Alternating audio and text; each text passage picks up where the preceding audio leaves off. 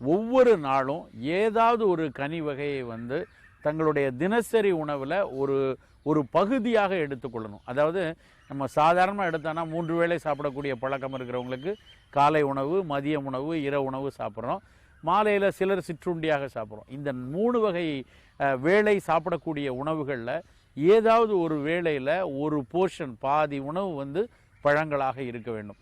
அப்படி இருந்தால்தான் நமக்கு தினசரி இது வந்து குழந்தை பருவம் முதல் வயோதிகம் வரைக்கும் தொடர்ந்து இந்த மாதிரி ஒரு பழக்கத்தில் இருக்கும் பொழுது பல நோய்கள் நமக்கு வராமல் தடுக்க முடியும்.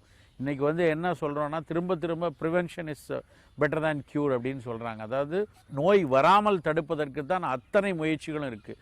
நவீன விஞ்ஞானம் எந்த அளவுக்கு வந்து தடுப்பூசிகளையும் வேக்சின்ஸையும் சொல்லி நோய்களை ஒவ்வொரு நோயாக தடுக்கிறதுக்கு வந்து முயற்சி செய்துட்டு வருதோ, கனிகள் வந்து அது மாதிரி வயோதிகத்தில் வரக்கூடிய பல்வேறு நோய்களை தடுக்கக்கூடிய ஆற்றல்